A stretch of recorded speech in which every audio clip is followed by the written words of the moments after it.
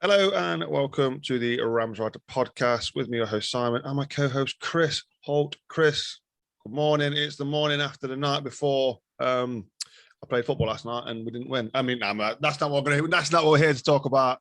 Chris, it's finally happened. It has finally happened. Derby have finally been taken over by David Clowes. How are we feeling, mate? Just really reiterate how I'm feeling by listening to this, Simon. There's music playing, but I can't hear it. Oh, God. You know what? This is going on YouTube because you're dancing. Come on, Simon. It's too early in the morning. Come on, mate. We're dancing. We're celebrating.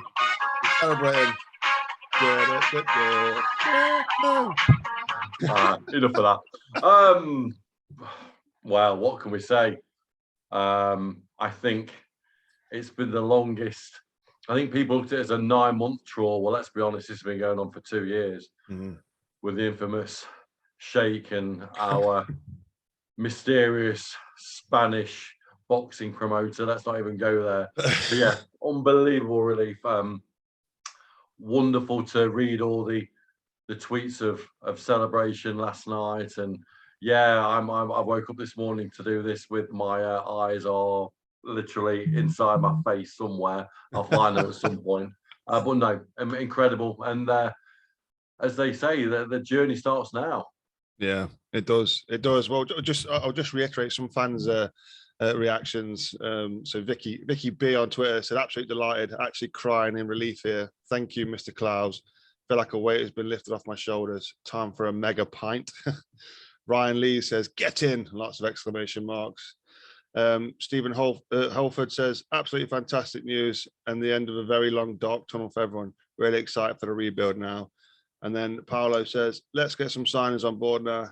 Davis cashing with my first two and 10 more. Cannot wait to see Wassell rebuild the academy." Yeah, so obviously a lot of fans reacting. There was just joyous on Twitter last night. Random time as well, because it seemed to be like everyone thought, right, today or yesterday was going to be the day. And everyone's going 11 p.m. announcement. No, 12 p.m. announcement, 1 p.m., 2 p.m. And they announced it at something like 5:56. They went, nah. So yeah, it was. Oh, I can't believe it. I'm so glad it's finally happened and that the club's here to stay. And yeah, it's I tell you what we'll do. I've got the statement that David's obviously an open letter that he wrote, which I'll share now. So David became the new owner, and it says, "It was an immense sense of pride that I write to you, having finalised our agreement to buy Derby County and end 9 months of uncertainty and fear over the future of our club. As a lifelong supporter, I could not stand by as the risk of losing Derby County became all too real.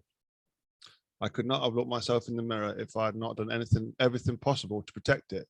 That is why it is so exciting to be part of the process of building a fresh future at Pride Park for the fans and loyal club staff who have been through so much. The true spirit of this football club rests with the fans. It is nothing without them. Your support throughout some difficult times has been inspirational, and we intend to build on that loyalty.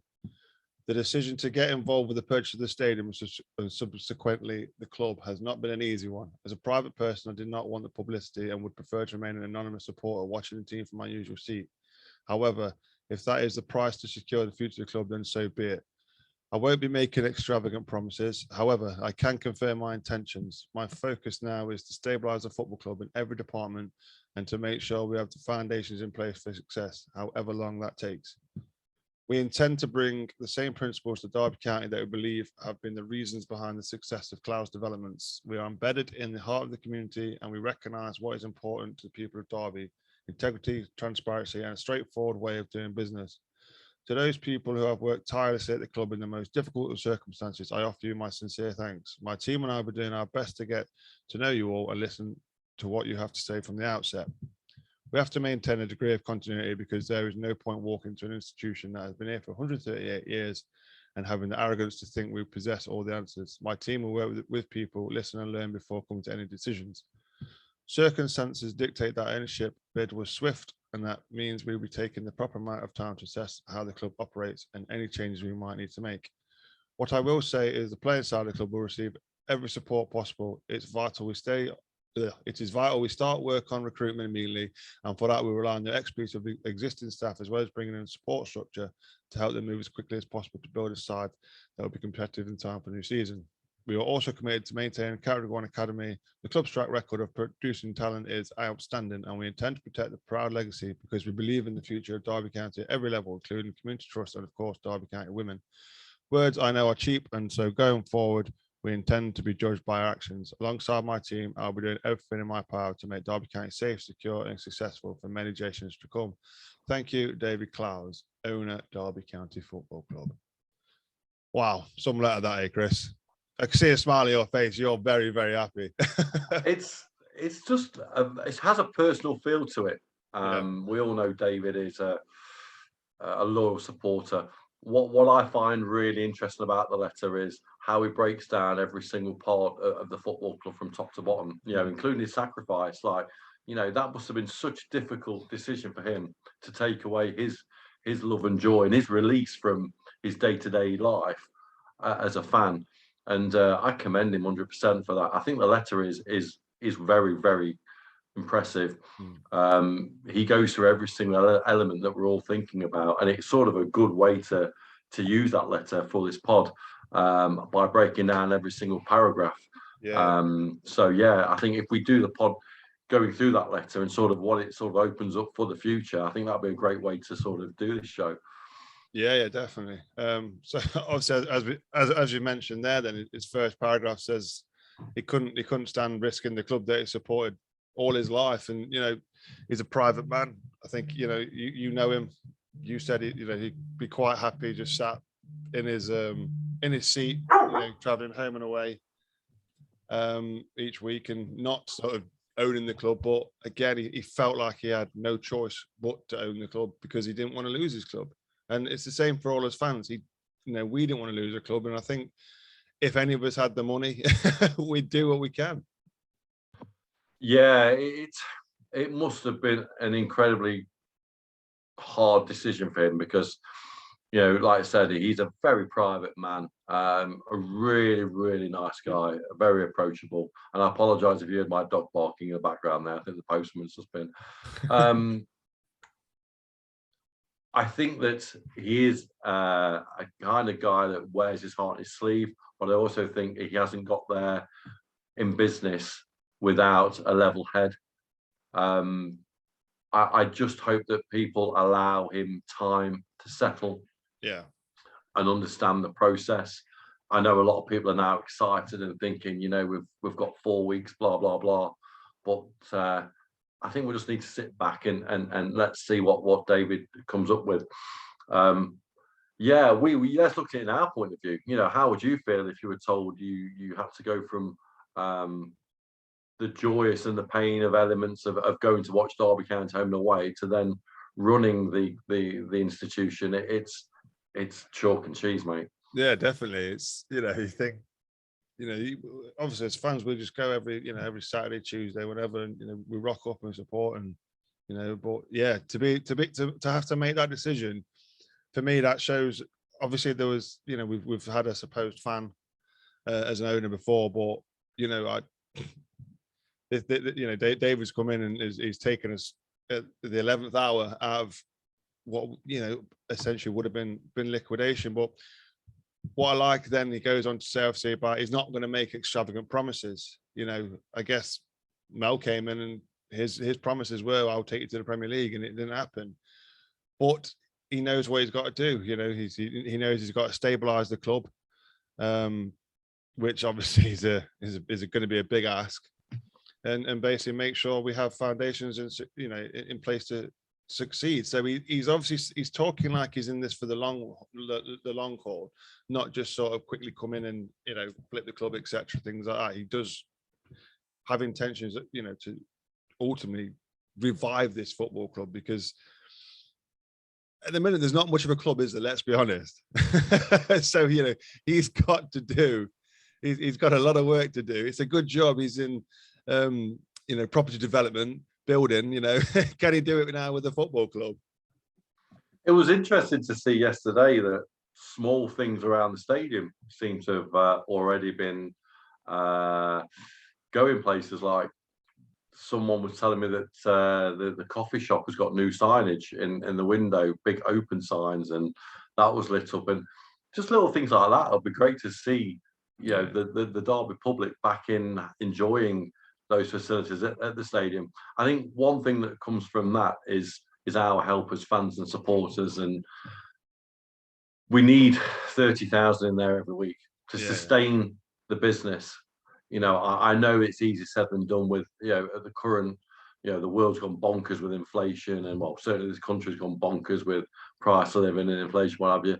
But I think that will be looked upon by the club with a sensible attitude. And I think if we can come to a figure that's feasible for everybody to get to watch their mighty Rams, I think if we can get 30,000 through the door every home game, Simon, I think that's certainly going to help sustainability. And then obviously what comes with that is your merchandise and your corporate facilities. So he's got a very level head. I'm excited by what he says there. Yeah, me too. I'm happy he's not coming and going, I'll get us promoted, I'll get us back to the Premier League, all that. I'm just glad he's come in and he's sort of coming at a level head and going, and I'll rebuild, and obviously we'll look for long-term success. So the next, I like to say, next paragraph, he goes on, he wants to, it sounds like he's going to have a bit more, maybe a communication with fans. He goes on to talk about integrity, transparency, and a straightforward way of doing business. Obviously, he obviously offers his thanks then to staff who've continued to work during this time, and obviously he wants to get to know his staff. And it sounds as if though he wants to get to know the ideas from those that already work at the club. Which again, you don't want somebody coming in going, right, everybody, this is the way I'm doing it. He sounds like he wants to get to learn from the people that already know the roles, if that makes sense. Yeah, it does make sense. I think this is where the most important decisions come. You need foundation, you need transparency, you need integrity, you need honesty. This will be very interesting next few weeks on, obviously he's going to have to sit down, him and his team. He mentions the word team, which is good. He has a fantastic team at Clowes. They're very successful, all well known in the development industry and highly regarded. Some great brains and some real good leaders in that company. As you come into the doors of Derby County, then obviously you've got there's some staff there that have gone through turmoil that we can't even contemplate how bad it's been for them. There's some really, really good people there, as as I've mentioned in the past, and hopefully he will be true to his word. He'll sit down with those individuals and find out where it's gone wrong. Hopefully they'll be allowed to have an honest opinion on where it's gone wrong and not be sort of tape over the mouth as such, because I think there needs to be transparency. There's a lot of things that I'm sure people will say that's affected them personally throughout the tenure of the previous owner, and that I think goes all the way up to the top, as well as the office staff. And I'm pretty confident that he'll listen to them, and I'm pretty confident he'll take his own assessment on board rather than influence. Yeah, definitely. I mean, obviously, it goes on to say about they have to maintain a degree of continuity because there's no point walking to an institution that has been here for 30 years having arrogance. The continuity side, I've heard stuff, and it won't please people, but I don't think Stephen Pearce will be out the door straight away. But I think, as much as I don't like that, I think it may be a sensible thing to do, just because Stephen Pearce obviously has, I guess, experience running a football club, rather than so I guess Clowes maybe have to learn some stuff off him before maybe appointing his own CEO. Obviously I don't know, but that this is what we're here. This is the rumours that are going around that Stephen Pearce is still going to be there, which may upset a few fans. But I think if he is here, come end of this month, when we play Oxford at Pride Park, fans will make it known how they feel about that. I'm damn sure they will, don't you?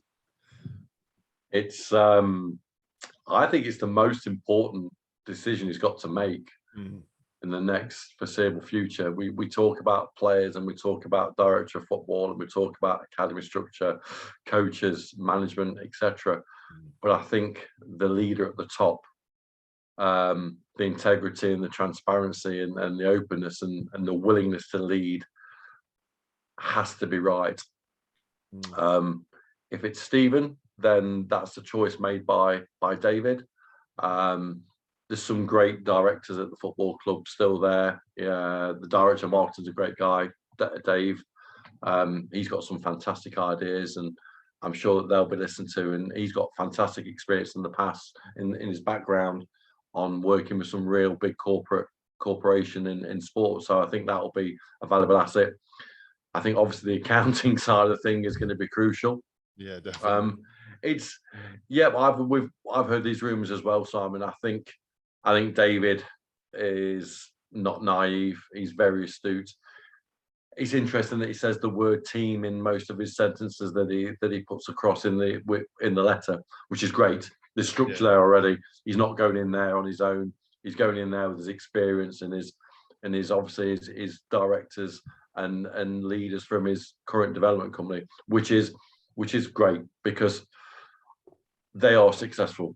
Ultimately, he's going in there as a successful, proven businessman, and I'm sure with his knowledge of football and no doubt he's spoken to people already, there will be football brains and football management going in there with him. And I think it goes on to then paragraphs about, we need to talk about the board.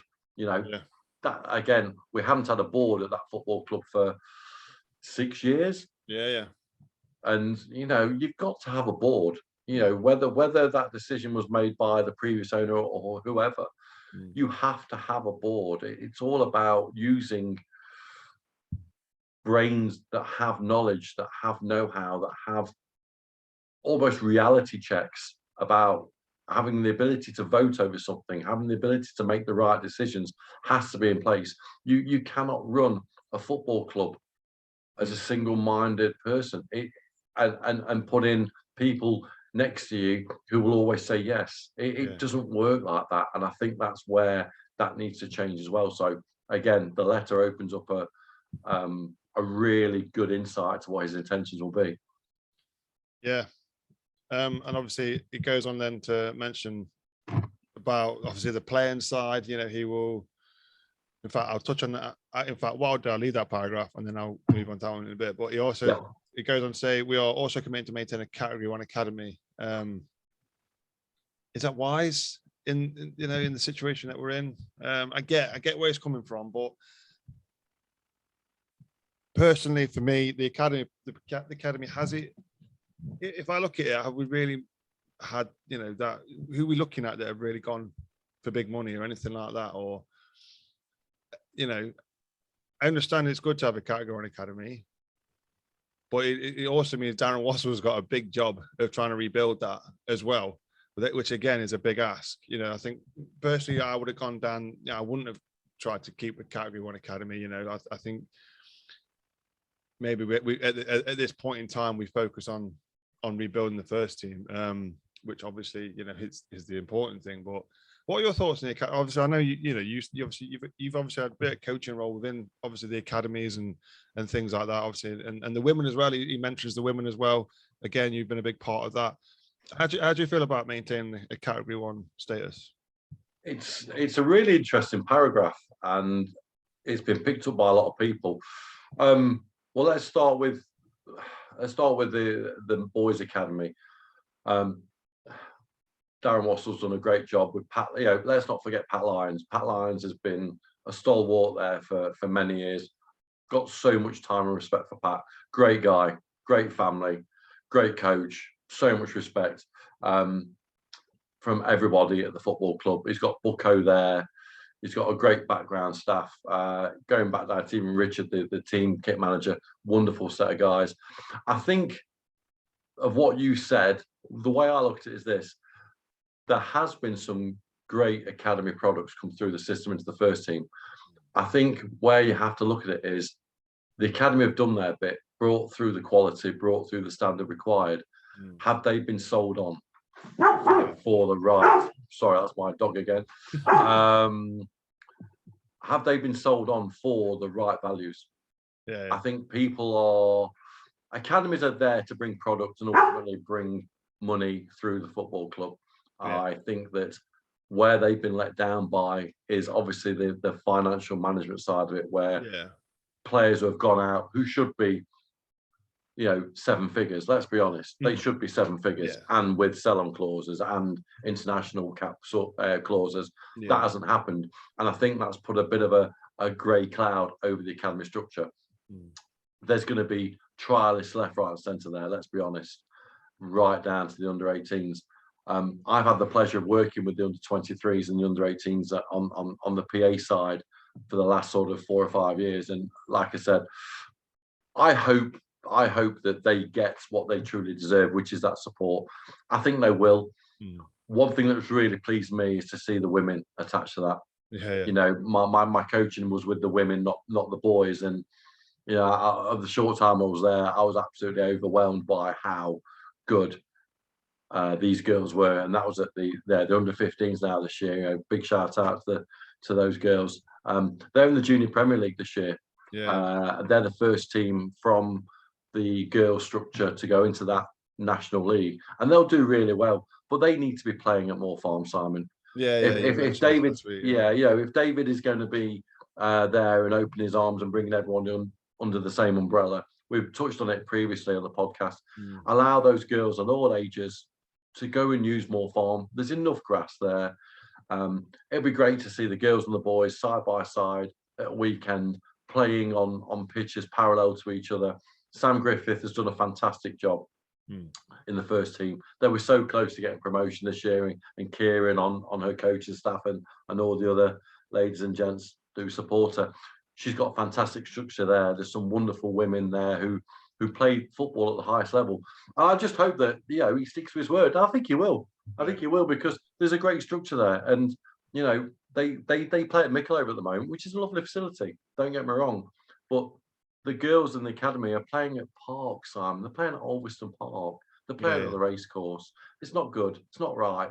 No, and it isn't right, and they need to be playing at facilities like Moor Farm, or at least get the club to pay for pitches in other parts of the area like Royce's, etc. There are lovely pitches there where they can be proud to wear the badge, because one thing I always felt was, it's one thing to wear the badge, but it's one thing to feel part of that badge. And I think that statement says that you will now be part of that badge, and that is nothing but a big thumbs up for me.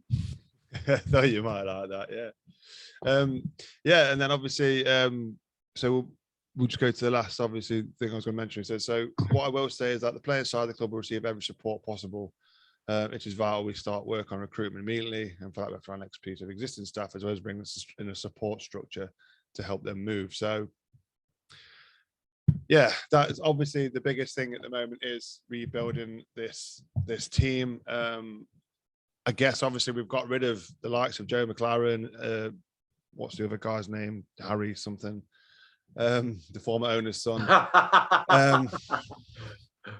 I think we definitely we can't rely on their expertise. I'm going to say you pushed it with the word expertise, mate. A little bit, So he's got to bring in a scouting system, scouting network, a recruitment team, because we need a lot of players. And that's the thing that I quite like last night, is that there's already names being mentioned. I think John Percy last night, I had to save this because there we go. It basically said we're looking at former Preston winger Tom Barkhazen, Conor Hourihan, Nathaniel Mendez-Langs, and James Chester. I've also heard that Liam Brigcutt is there as well, potentially on trial at the minute. We've got to build. We've got to build a squad, and that's obviously got to be the main focus at the minute, is building a squad. Also, again, we've not even mentioned this, but manager wise, Liam Rosenior. Does he get the job permanent? He's interim at the minute. Can you see him being made permanent? We're talking football now. It's great. We've not been able to do this before. We are. We need to look at this as a short-term fix. Unfortunately, it's great to think long-term, but we have to look at a 4-week short fix. Decisions. I think let's start with at the top of that tree, which is obviously the director of football. Yeah. Absolute crucial. I've seen some names being banded around, from Harry Redknapp to Sam Allardyce. I saw, can I just say, while we're on this subject, I'm hoping to God we get rid of these ITKs. I'm sick and tired of seeing in the nose all over Twitter saying this, and this. You know who you are. If you listen to this, stop it. Go back to school, get an education, because obviously you've got too much time on your hands. Anyway, that's out of the way. Director of football is crucial, absolutely crucial. He needs to be there to allow Liam. Congratulations, Liam, on getting the interim role, and deserved. I thoroughly believe deserved. Very, very highly qualified coach. A lot of respect. Allow him to do that. Allow him to coach. I don't think it'll be fair on putting an interim manager in the process of also the recruitment and the contracts, the terms, etc., etc. I think that would be too much to put on a young interim straight away.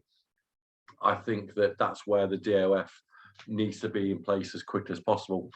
I also think you will need a right-hand man who will be of a more experience. Don't get me wrong, Justin and Jason have done great roles as first team coaches, and I'm sure they'll continue in some capacity. I think they'll also be missed in the academy, and I'd be interested if they go back to the academy at some point. What's your thoughts on bringing an old head in? Well, I think obviously we mentioned it last week, didn't we, on our last show, that I'd prefer an old head. But we need experience, Rosenior, obviously, he played a massive part in, I guess, under Philip Cocu.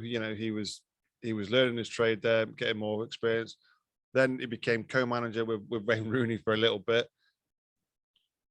I'd say he's deserved it. I'd say that Rosenior probably has earned his stripes, but I do think that he needs someone next to him that's been there, seen it, and done it all before. Where's McLaren?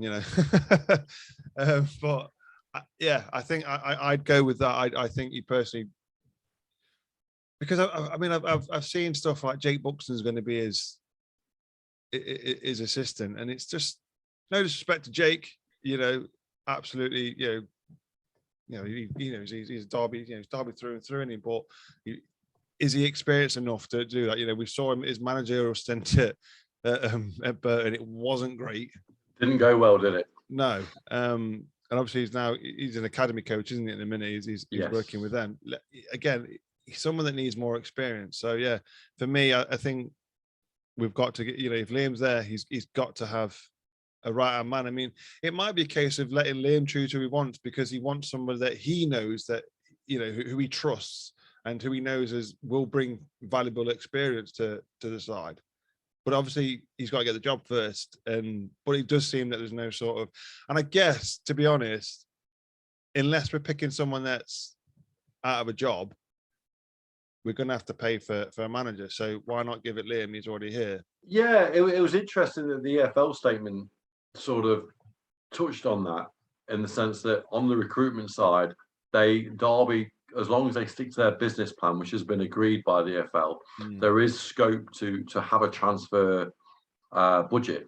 Yeah. So it's not all about, the way I read it, it's not all about freebies. There is a pot allowed, or a structure allowed to pay out to bring someone in. I with you 100%. I think they will bring someone in who's currently not in a role. There is some names out there which are being banded around. Sean Dyche is second favourite according to the bookies. Is he really? Yeah, last night. What's that? I saw it last night. It was I can't remember what it was, but as to be the next Derby manager, I think Rosenior was 6-4 on, Yeah. Dyche was 4-1. Wow. But he's out of work, Simon. He's going to be linked with everything. Like, he's going to be the first name on everyone's lips as soon as a Premier League club go pear-shaped, or a top expectation Championship club go pear-shaped. So, it's going back to our situation, if he came in on board, I don't think that'd be the right man at the moment. I think Liam is quite capable of running the day-to-day work, bringing someone like Curtis to go with him side by side. It's moments like this where you get really frustrated and think, if we would have kept Jagielka, you watched all those videos of him, of Jagielka and Curtis, Liam and Wayne and the staff all together in the office, preparation pre-game, and they were always included. Very astute leaders. I think he'll bring in somebody who has a name in the game. I really do. And for all we know, they may be already involved now. Yeah. Because recruitment, I'm pretty sure, will not be done by Liam. I just don't see it. I think there'll be someone there already that's in place. It goes back to the word continuity. You've got to have someone to take that on board. The names that you mentioned excite me, especially at that level. Yeah. Like, let's not turn around and start damning players and names that are linked to the football club. We have to understand we're in League One now, and these names may not have had a successful time in the Championships recently, but they are still quality footballers. And everyone, as we proved last year with Ravel to an extent, and I wish him all the best on his travels. I believe he's going to QPR. He under the correct management and structure, we got the best out of him. So if you look at those players that you've mentioned, you said Horihan? Well, he was a wonderful player. He was at Barnsley, wasn't he, if I remember right? And he got himself a big move to Villa. So there's something there. I'm sure he scored many a goal against us as well. Yeah. Mendes Lang, he lost his way a bit. It was at Cardiff, wasn't he? I'm trying to think where was it, at Peterborough before then? I can't remember off the top of my head, but last thing I remember was him being at Cardiff. But you think about someone like Mendes Lang, he's a winger, isn't he? Yes. He's fast. He's powerful. Yes. When was the last time we had a fast, powerful winger that's going to drive up and down the channels? Yeah. I tweeted somewhere that we needed a Dean Sturridge type player. Yeah. And a lot of people who can't remember Dino, and that's no disrespect to the younger generation listening to this. He was a player that absolutely rapid. He was, but he needed coaching, and you could see the improvement of him as he played throughout the old First Division, old Championship side. He got better and better and better through good coaching, with Jim Smith, Steve McLaren, etc. And when we got into the Premier League, he was perfect fit for it. I think also going back down to the list, you're on about James Chester. Yeah. Again, a guy that's coming to the end of his career, but every time he played against us, he was a rock. I'm sure he played against us. Did he play against us in the playoff final? For Villa? I can't think off the top of my head. I'm sure he did, I'm sure he played against us. There you go. There's a pop quiz. I may be wrong. But I'm sure he was at Villa, wasn't he? Yeah. And then he went to Stoke. Yeah. And again, Welsh international, got pedigree. Put him alongside Steers, who I hope stays. Curtis, cash in. Again, he's very, very good in the air. And then you look at the lad from Preston who, has pretty much we've been told that he's going to be the first guy through the door. And I've seen some of the footage of him playing at Preston, and he seems a decent lad. There's been no film or photography released from the sessions this week, and that obviously tells us that there's trialists left, right, and centre. Yeah, that they don't want anyone else to be seen. There's going to be 2 goalies there. There has to be 2 goalies. There's probably more than 2 goalies there. I think Joe Wildsmith from Sheffield Wednesday, his name's been mentioned, hasn't it, the other day? Yeah, that was a strange one because it's never quite worked for him at Sheffield, and he's a Sheffield lad. And he's going to be a very good number 2. Is he want to be a number 2 at Derby? Is Derby he's been at Sheffield Wednesday, and I think he played 19 times in 3 years. And I was thinking to myself, is that what we really need? Me personally, I'd much rather go down the channel of a guy in his early to mid 30s, a bit like Ryan Alsop, Scott Carson, who has got consistency and has a leadership quality. I think it's all great having a back four with experience, because on about Fozzie coming back, which would be great as well. But if you look at all those names that we mentioned, if you put behind them quite a young, inexperienced keeper, I think that's always a cocktail for mistakes. So I think they'll go down the lines of a very experienced number 1. Yeah, I think that we've had. I think we've got to have, I think, a decent number 1. I can understand why he's gone, but I really eventually was impressed with Ryan Alsop last season at number 1, which was very hard for me to admit. And obviously Keller's moved on to Aberdeen. Wipe that tear away. Stop it. Stop it. But yeah, I think it's both keepers had the good bits, the bad bits, and everything else with it. But I think we need a keeper that, I think, again, you want an experienced keeper. David Marshall, somebody like that probably would have been perfect for League One, because he's got that experience. And you've got to think, in League One, I can't see us being this playing out from the backside. I think we would maybe try it, but I don't think it's going to really work. And I think that's something that we're going to have to adapt to. So I think goalkeeper is certainly is important. But we need a striker as well. We haven't really got one unless EKR stays. I'd like to look at someone like James Collins from Luton. No, he was at Luton, went to Cardiff. I think he's on a free, possibly on a free now. I think he was a great striker for Luton in League One. He was a big part of their success of getting promoted. Yeah.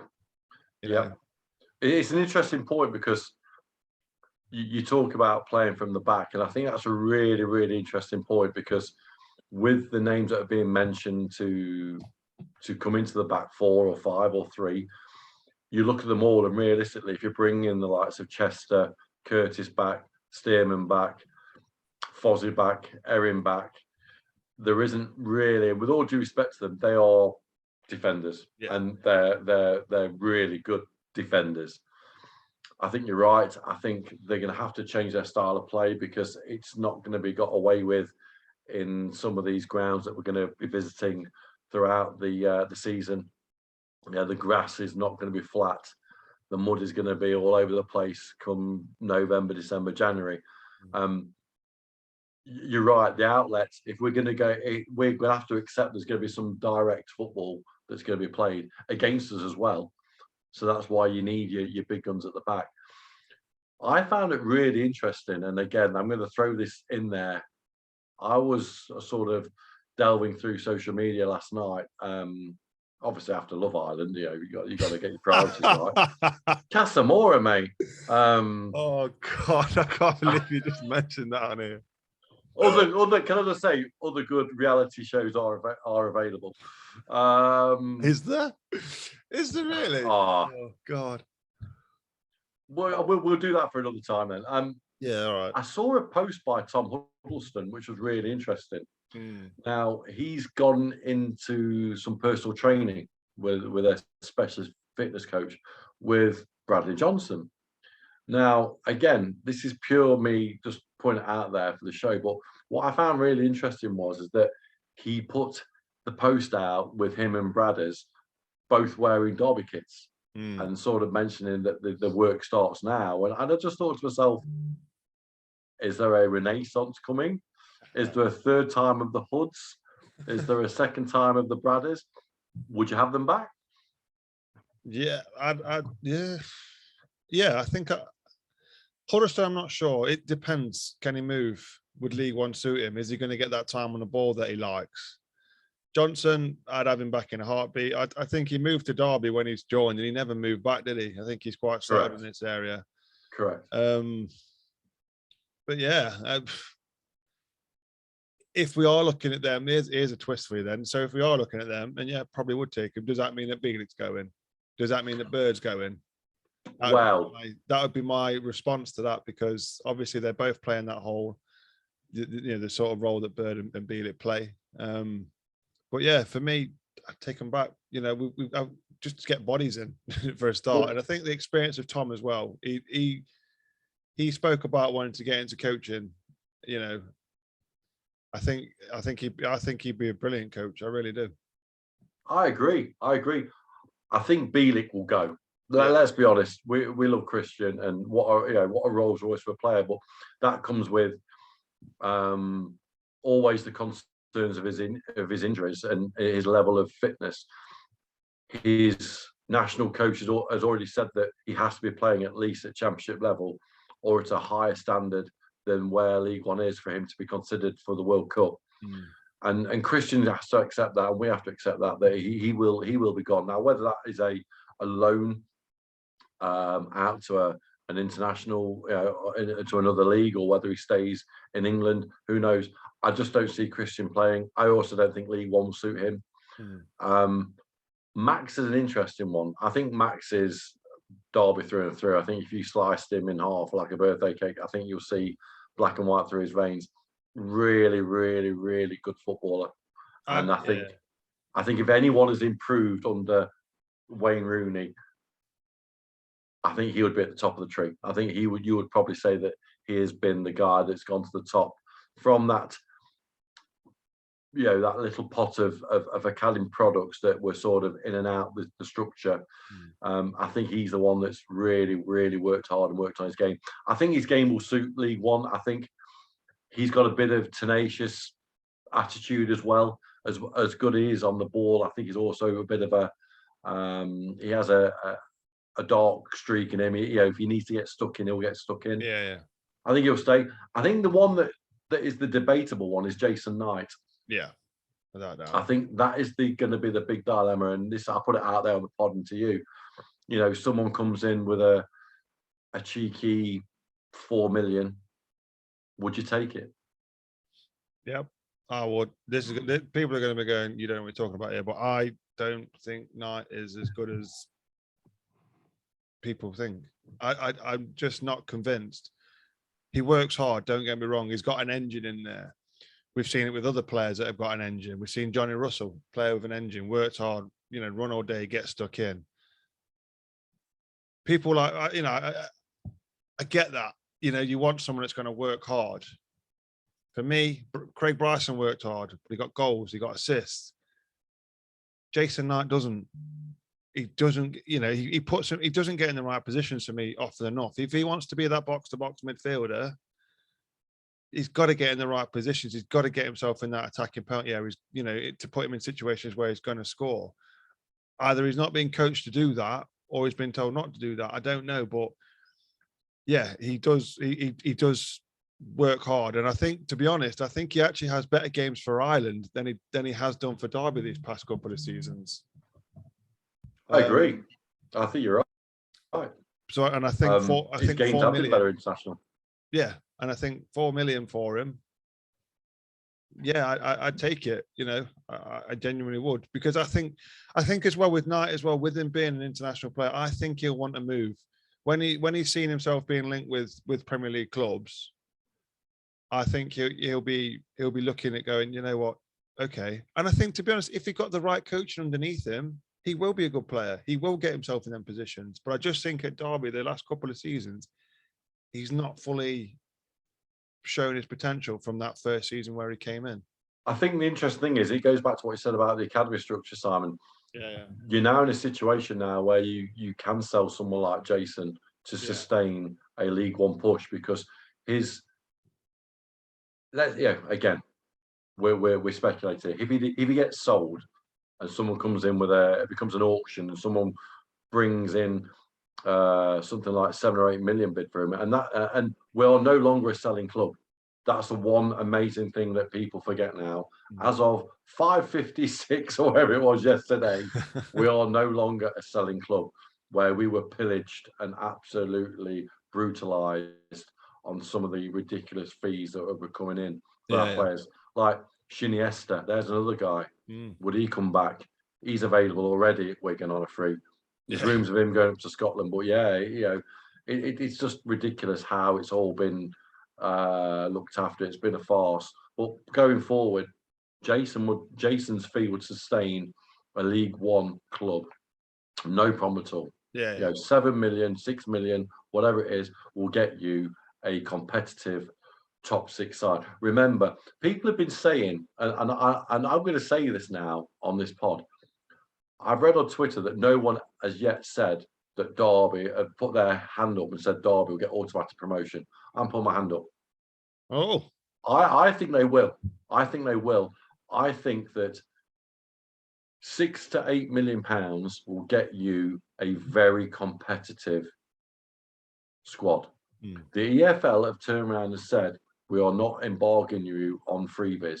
You have a structure, you have a business plan. It's based upon business plan and sustainability. Now, League One has a structure of finance which is different. And I think Kieran Maguire touched on it a couple of days ago. Whereas you can use, is it 60% of your revenue from season tickets?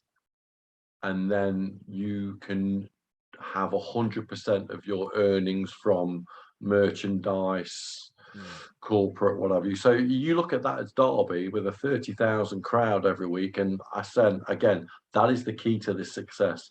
30,000 there every home game. We did the hard work last season getting people in. We've got to continue to do it this season. Correct. Well, that is the key to a promotion push in League One, because there's going to be teams who are having good budgets. Sheff Wednesday are going to have a good budget. Let's be honest. Portsmouth will have a good budget, but I think ours could be the biggest in the league still, because if they work to the business plan and they work to the EFL rules and regulations of League One, we should easily have the highest budget. Now, there's a really good guy that goes on Radio Derby a lot. We're talking about structure. Darren Robinson, who's at iScout, who's based at Pride Park. I love listening to Darren. He's got so much knowledge about football and scouting and recruiting. And he said last week that of the 700 players that are available as of July the 1st, there's probably only 400 left because a lot of them have already signed pre-contract agreements. But he was saying that Derby's pot and pulling power will be 1 or 2 in the league, because ultimately it's Derby County, Simon, isn't it? It's Derby County, and forget the turmoil now. The turmoil has gone. Players would have sat there coming out of contract at the end of last season and watching the Blackpool away. A relegated team taking 5,000 fans and producing a performance that was that good to win at Blackpool. And then look at, the last home game of the season. All right, we unfortunately didn't get the result, but there was 30,000 fans there. Now, if you're a player looking for your next home, what are you going to do? Where do you want to play, Simon? Yeah, exactly. You want to play at a place with an atmosphere. You want to play at a club that treats it, regardless that it's in League One, treats it like it's a championship still, like it's a Premier League. Premier League, yeah. You want to go there because regardless of everything, what league we're in, we've never let our attendance drop underneath 22,000, and even 22,000 at a League One. In League One, it's probably one of the biggest championship sides. One of the biggest crowd sizes you're going to get. Let's be honest. And then you think about it. You mentioned there 5,000 to Blackpool. I know you've mentioned it to me a lot.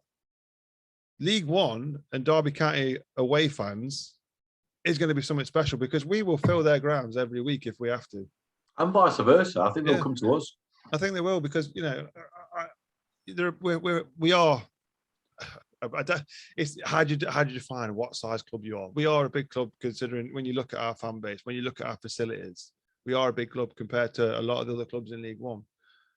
They will want to come there. They will want to see Pride Park, and likewise with us. We're used to going to biggish grounds. Let's go fill in some small grounds, and I think they're the best ones.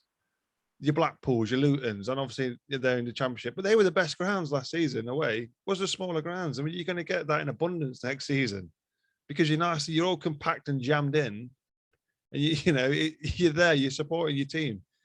And I just think last season we saw that Rooney tried to build up a team of misfits, if you like. Rosenior at the minute this year has got to do exactly the same, but on a bigger scale, a much larger scale. But I think, as you said, we're not embargoed just to free transfers. I think we can build a very good squad.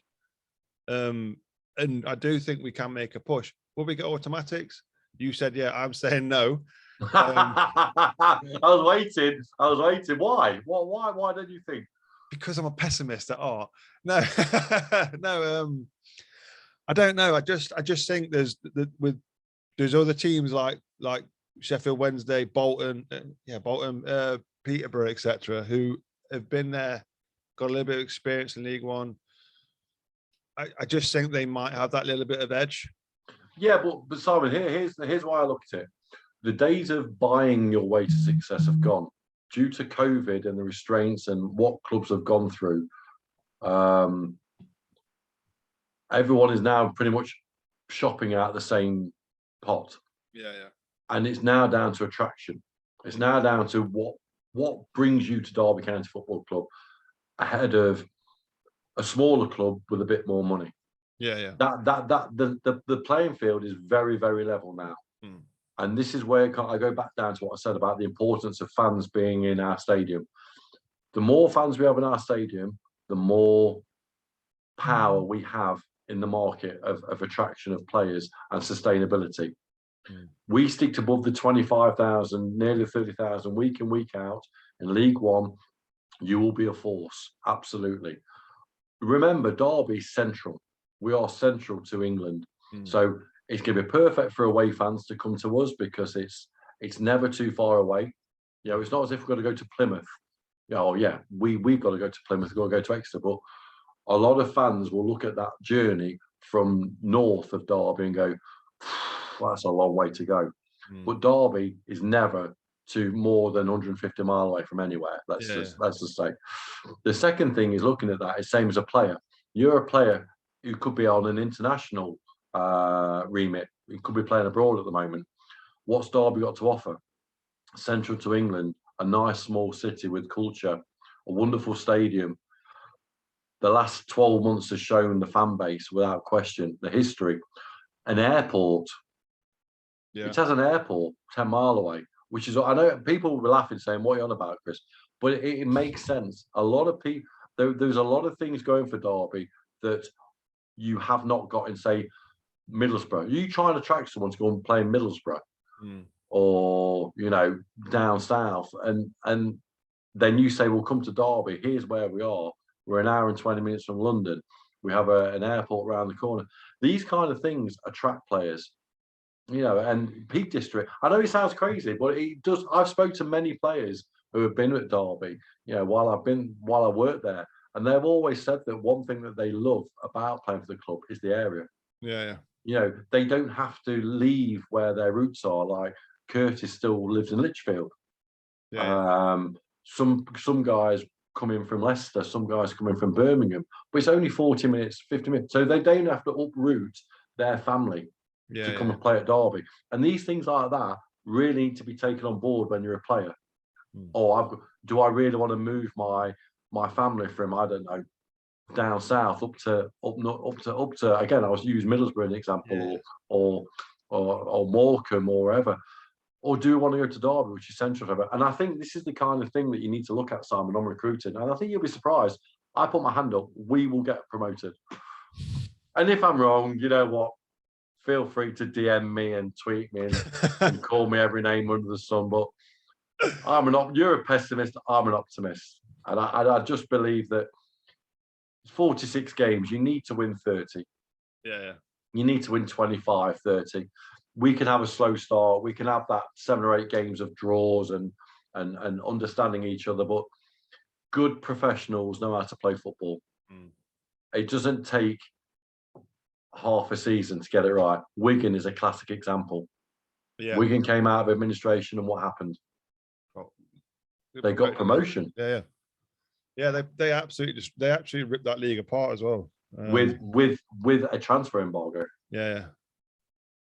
Damn it, you're making me backtrack now and I can't do it. Sorry. That's what you have me on for. It is true. Yeah. Think outside the box. Think about the bigger picture. A lot of people look at the picture of automatically presuming players come for money, and they don't. I've been in, as you know, professional basketball in the past, and when you sign players, they look at the bigger picture. They look at where you are based, and it has a big pulling power. I promise you. You've done it again. You've mentioned basketball again. I thought we got through the whole podcast. Hey, I'm wearing the ramp. Yeah. I'm just trying to get people of an understanding of recruiting and what they look for. Derby is an attractive city. It's not a metropolis. No. And people don't like living in a metropolis. You know, how many times do you go to London and Birmingham and think, wow, this place is huge. It's where's this, where's that? You come to Derby, you've got the Peak District 25 minutes away. One of the most beautiful places in the world, never mind the UK. You're on the M1 in 10 minutes. You're at East Midlands Airport within 20 minutes. There's a train station that's fantastic. There's so many things that go for this city.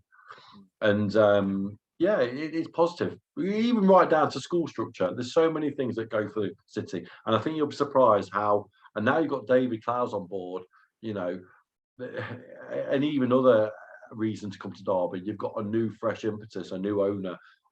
It's a fantastic package. It really is.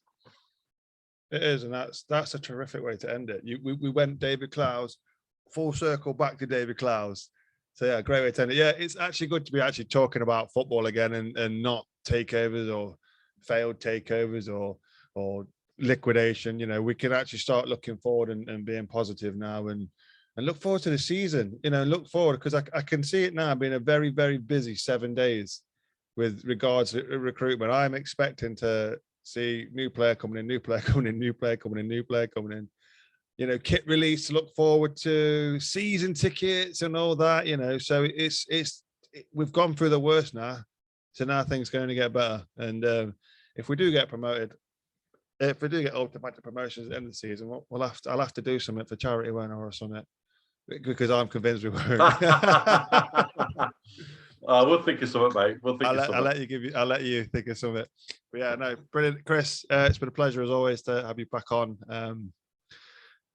And it's great. It's been an absolute relief, even though I've got you up early on a Saturday morning again. So it is what it is, and it's worthwhile, mate. It is. Thank you to everyone that's listened. Remember to like, share, subscribe, and as always, come on, Derby.